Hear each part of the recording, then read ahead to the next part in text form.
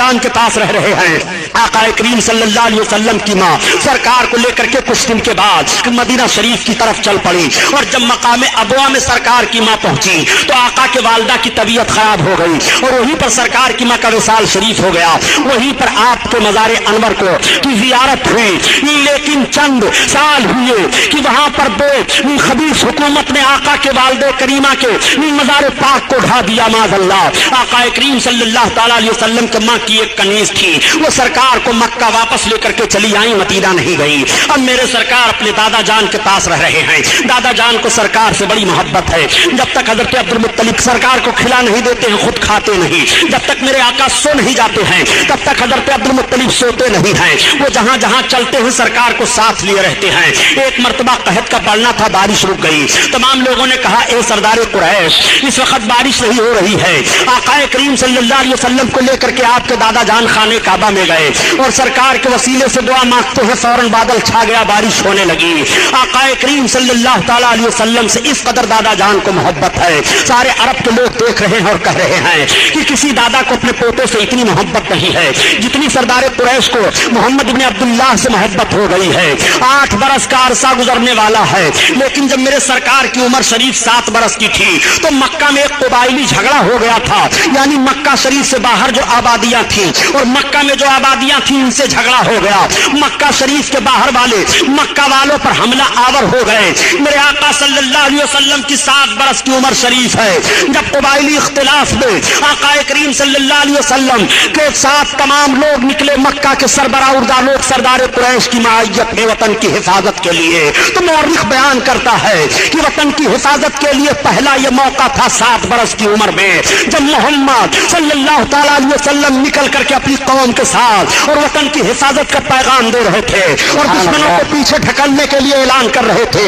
میں عرض کرنا چاہتا ہوں اے مسلمانوں, تم اس نبی کا کلمہ پڑھنے والے ہو جس نبی نے 7 برس کی عمر شریف میں وطن کی حفاظت کا پیغام دیا ہے اور وطن کی حفاظت کے لیے قوم کے ساتھ ساتھ آگے رہے ہیں. میں عرض کرنا چاہتا ہوں اس نبی کے امتی کبھی بھی وطن کے غدار نہیں ہو سکتے ہیں. ہم وطن کے وفادار ہیں. ہم نے اپنے وطن کو اپنے خون سے سینچا ہے. ہم نے اپنے وطن کی حفاظت اپنے خون سے کی ہے. ہم نے ہر جگہ پر یہی اعلان کیا تھا. جب کارگل اور پاکستان کا معاملہ چل رہا تھا تو یہ اعلان کیا تھا کہ اگر کارگل کے بدماشوں نے ہمارے ہند کی زمین کو زبردستی ایک بالشتی بر لے لی تو ہندوستان کا مسلمان اپنے سر پر کفن باندھ کر کے نکلے گا اور پاکستان کو 1 انچ بھی نہیں گھسنے دے گا.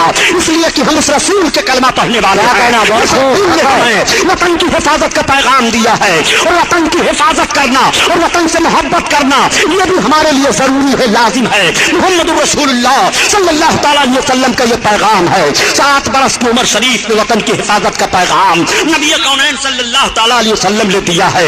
ہم اس رسول کے کلمہ پڑھنے والے ہیں. میرے سرکار کی عمر شریف 8 برس کی ہو جاتی ہے اور جب سرکار کی عمر شریف 8 برس کی ہوئی تو آپ کے دادا جان کے انتقال کا وقت ہو گیا. آپ کے دادا جان نے اپنے تمام بچوں کو بلایا. ابو لہب آ جا, حضرت عباس آ گئے, حضرت امیر حمزہ آ گئے, حضرت علی کے باپ ابو طالب آ گئے. یہ سب کے سب پہنچ گئے. حضرت عبد المطلب نے کہا دیکھو تم لوگوں کو معلوم ہے کہ میں کتنی محبت کرتا ہوں محمد سے. لوگوں نے کہا ہاں. کہا اب دیکھو میرے جانکنی کا وقت ہے, میں دنیا سے جانے والا ہوں, میں چند لمحے کے لیے اور دنیا میں ہوں. کون ہے جو اس میرے پوتے کی خدمت کرے گا؟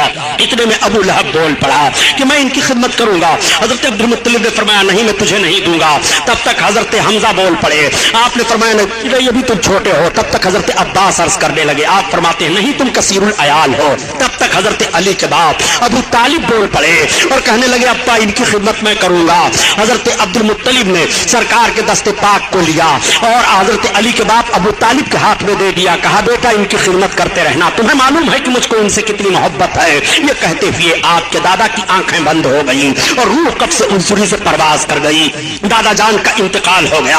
8 برس کی عمر شریف سرکار کی ہے. میرے آقا کی نگاہیں نبوت بھیگ جاتی ہیں, آنسو گرنے لگتے ہیں. سرکار بہت رو رہے ہیں, آنسو بہ رہے ہیں. دادا کا جنازہ تیار ہوا. اس وقت نماز جنازہ فرض نہیں تھی, نہیں پڑھی جا رہی تھی. لے جا کر کے دادا کے جنازے کو دفن کر دیا گیا. ساتھ ساتھ میرے آقا بھی تشریف لے جا رہے ہیں اور اپنے ہاتھ سے سرکار اپنے دادا کے قبر انور پر مٹی ڈال رہے ہیں. یہ کیسا وقت رہا ہوگا جب میرے سرکار 8 برس کی عمر میں اپنے دادا جان کی قبر پر مٹی ڈال رہے ہوں گے.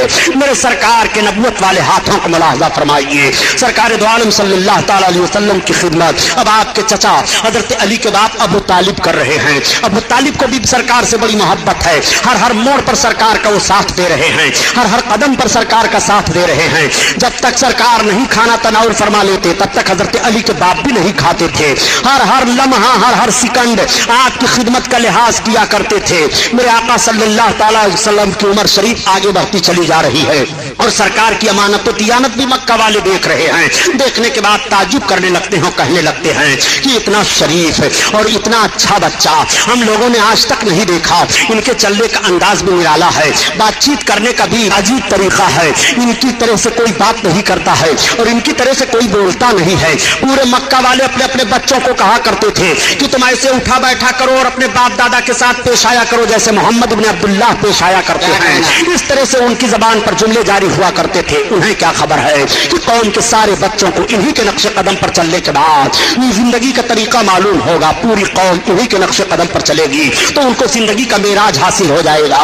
وہ اپنے مقصد و زندگی کو حاصل کر لیں گے. انہیں نہیں معلوم ہے. آقا کونین صلی اللہ تعالی علیہ وسلم کی عمر شریف آگے بڑھتی چلی جا رہی ہے. بتایا جاتا ہے کہ میرے سرکار کی عمر پاک 12 برس کی ہو گئی تو ایک روز آپ نے چچا جان سے فرمایا, اے چچا جان, آپ کے اوپر اخراجات بہت ہیں, ذمہ داریاں بہت ہیں, اگر آپ اجازت دیں تو تجارت کرنے کے لیے میں بھی آپ کے ساتھ چلوں. حضرت علی کے باپ ابو طالب فرماتے ہیں کہ بیٹا میں آپ کو حکم نہیں دے سکتا لیکن چلنا چاہتے ہو تو ٹھیک ہے. چنانچہ تجارت کا سامان تیار ہوا اور سارے تاجر تیار ہوئے, میرے آقا بھی تیار ہو گئے. اب اس تجارتی قافلہ کے ساتھ میرے سرکار جا رہے ہیں. جب تجارتی قافلہ والوں کو پتا چلا کہ محمد بھی ہمارے ساتھ چل رہے ہیں تو پورا قافلہ بہت خوش تھا کہ آج بابرکت بچہ ہم لوگوں کے ساتھ چل رہا ہے, آج ان کے چلنے سے ہماری تجارت میں برکت ہوگی. چنانچہ تجارتی قافلہ رواں دواں چلا جا رہا ہے. جب شام ملک کے قریب تجارتی قافلہ پہنچا اور ایک جگہ اپنا پڑاؤ ڈالا تو وہاں ایک گرجا گھر تھا.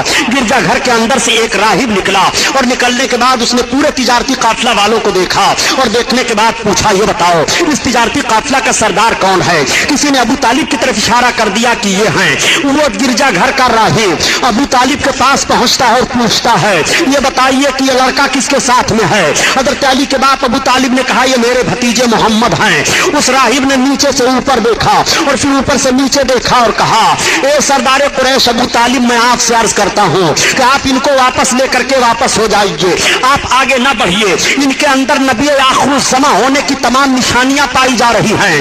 یہود ان کو پہچان لیں گے تو تکلیف ہو جانے کا اندیشہ ہے, اس لیے میرا مشورہ یہ ہے کہ آپ واپس لے جائیے. چنانچہ ابو طالب حضرت علی کے باپ وہیں پر اپنے مال کو اونے پونے کر کے بیچ دیتے ہیں اور سرکار کو لے کر کے واپس آ جا رہے ہیں. آقا کریم مکہ شریف میں پھر تشریف لے آئے. میرے سرکار کی مقدس عمر کا حصہ 13واں برس کا لگا ہے, مگر میرے سرکار نے 13 اور 14 برس کے بیچ میں امانت و صداقت کا وہ ماحول مکہ میں چھوڑ دیا ہے کہ سارے مکہ کے لوگ آپ کو امین کہنا شروع کر دیتے ہیں اور آپ کو ثابت کہنا شروع کر دیتے ہیں.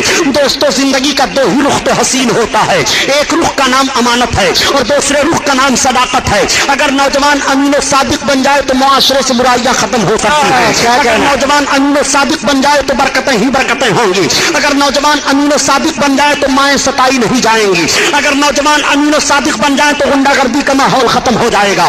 اگر نوجوان امین و صادق بن جائیں تو پریشانیاں دور ہو جائیں گی. اگر نوجوان امین و صادق بن جائیں تو دشواریوں کا سامنا نہیں کرنا پڑے گا. اگر نوجوان امین و صادق بن جائیں تو عیاشیوں کے اڈوں پر آگ لگ سکتی ہے, شراب خوری کا ماحول دور ہو سکتا ہے. زندگی کا دو ہی رخ تو عظیم الشان ہوتا ہے, ایک رخ کا نام امانت ہے اور دوسرے رخ کا نام صداقت ہے. پیغمبر اسلام صلی اللہ تعالی علیہ وسلم نے اپنی 13 برس کی عمر شریف میں امانت و صداقت کا ایک عظیم الشان ماحول پیش فرمایا ہے. اے نوجوانوں, تمہیں امین بن کر کے جینا چاہیے, تمہیں صادق بن کر کے جینا چاہیے. مکہ والوں نے دیکھا کہ محمد کی زبان پر کبھی بھی کوئی جملہ غلط نہیں آیا ہے. مکہ والوں نے دیکھا کہ محمد نے کبھی بھی امانت میں خیانت نہیں کی ہے. جو چیز ان کے پاس رکھی جا رہی ہے وہ بہو اسی حالت میں پائی جا رہی ہے. جو وہ کہہ رہے ہیں سچ کہہ رہے ہیں, کبھی ان کی زبان پر غلط الفاظ نہیں آئے ہیں. اس بنیاد پر آپ صادق کہے جا رہے ہیں, آپ کو امین کہا جا رہا ہے. میرے سرکار اتنے رحم دل ہیں کہ ایک روز میرے آقا مکہ کی گلیوں سے گزر رہے تھے. ایک نوجوان اپنی بیوی کو مار رہا تھا. سرکار کی نگاہ پڑی, آقا نے فرمایا, خبردار, تم عورت کو نہ مارو. کیا تم عورت کو مار رہے ہو؟ تم نوجوان ہو, وہ تمہاری بیوی ہے, تم اپنی عورت کو مار رہے ہو. آخر تم بھی انسان ہو, وہ بھی انسان ہے. اس نوجوان نے کہا, اے امین و صادق محمد, آپ آ گئے تو میں نے چھوڑ دیا اس کو مارنا, ورنہ سوچا تھا کہ اس کی ہڈی پسلی توڑ ڈالوں گا. اس عورت نے